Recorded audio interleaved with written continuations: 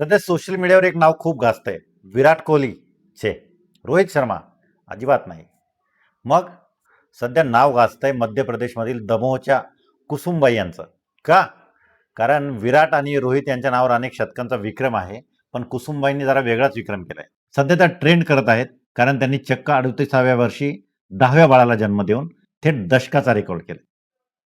सरकार म्हणतंय आम्ही दोन, आमचे दोन, पण इथं तर वेगळंच गणित मांडलंय मित्रांनो. आता विचार करा मित्रांनो, या घरात सकाळचा चहा कसा होत असेल? चहाचं पातेलं की थेट हंडा? घरात मुलांची नावं लक्षात ठेवण्यासाठी आईला हजेरीपत्रक घेऊन बसावं लागत असेल, नाही का? आणि प्रवासाचा तर विचारूच नका. यांना रिक्षाऐवजी थेट एसटीच बुक करावी लागत असेल. पण मित्रांनो, ही गोष्ट हसण्यावरी जरी वाटत असली, तरी यामागे एक सामाजिक भयावह वास्तव दडलेलं आहे.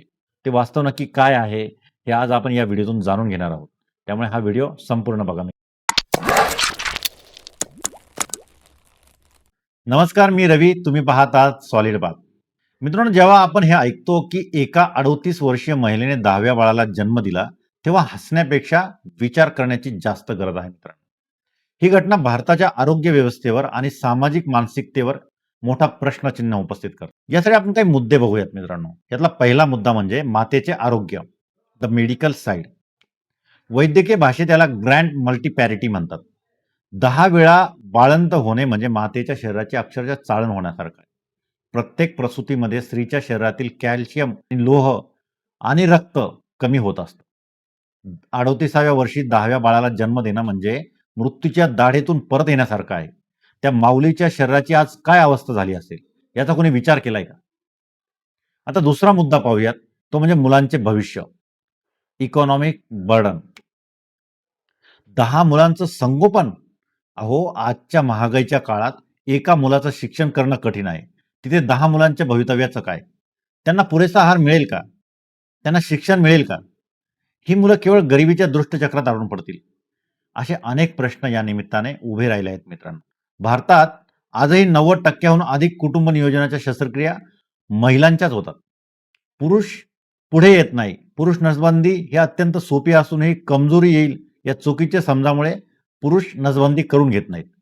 कुसुमबाईंच्या बाबतीत त्यांच्या पतीची जबाबदारी कुठे होती, हा प्रश्न आपण विचारणार आहोत की नाही? तिसरा मुद्दा यंत्रणेचं अपयश म्हणावं लागेल, म्हणजे सिस्टीम फेल्युअर. बघा, दमोह येथील घटनेच्या पार्श्वभूमीवर सरकारची यंत्रणा नेमकी कुठे कमी पडली हे पाहताना काही बाबी लक्षात घेऊ. सर्वात महत्वाचा प्रश्न प्रशासनाचा. गावागावात आशा कार्यकर्त्या आहेत, आरोग्य केंद्र आहेत.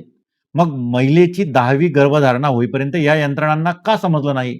कुटुंब नियोजनाचा प्रचार केवळ भिंतीवरच्या जाहिरातीपुरता मर्यादित राहिला आहे का? पुरुषांची नसबंदी आजही ग्रामीण भागात टॅबू का मानली जाते? डिजिटल इंडियाच्या युगात जेव्हा एखादी महिला 3 पेक्षा जास्त वेळा गर्भवती राहते, तेव्हा तिची माहिती सॉफ्टवेअरमध्ये रेड फ्लॅग म्हणजेच धोक्याची सूचना म्हणून दिसायला हवी की नाही? दमोहच्या प्रकरणात 10व्या खेपेपर्यंत प्रशासकीय यंत्रणेला या प्रकाराचे गांभीर्य लक्षात का आले नाही? हे तांत्रिक आणि प्रशासकीय अपयशच आहे मित्रांनो. भारत हा जगातील सर्वात तरुण देश आहे, ज्याला आपण डेमोग्राफिक डिव्हिडंड म्हणतो. पण हा फायदा तेव्हाच होतो जेव्हा तरुणांच्या हाताला काम आणि डोक्याला शिक्षण असते. जेव्हा एका कुटुंबात 10 मुले जन्माला येतात, तेव्हा सर्व मुलांना दर्जेदार शिक्षण आणि पोषण मिळेल का, हा प्रश्नचिन्ह उभा राहतो. परिणामी ही मुले भविष्यात देशाच्या अर्थव्यवस्थेला हातभार लावण्याऐवजी व्यवस्थेचा बोजा बनण्याची भीती अधिक निर्माण होते. महासत्ता होण्यासाठी आपल्याला संख्या नको, तर कुशल मनुष्यबळ हवे, हे देखील तितकेच महत्वाचे आहे. चौथा मुद्दा या घटनेला लागू होत नसला तरी मुलगा हवाच, हा सोशल माइंडसेट बदलणे आता देखील खूप गरजेचे आहे. दमोह येथील घटनेतील दाम्पत्यास या बाळापूर्वी 3 मुलगे झालेली आहेत. मात्र इतर ठिकाणी अनेकदा यामागे पुत्रप्राप्तीची ओढ असते. मुलगा होईपर्यंत मुलींना जन्म देत राहणं ही मानसिकता अजूनही आपल्या समाजात मूळ धरून आहे. स्त्रीच्या शरीराला आपण फक्त बाळंतपणाचं मशीन समजणार आहोत का? 10 बाळाला जन्म देणे हे मातेच्या शरीराचे शोषण आहे.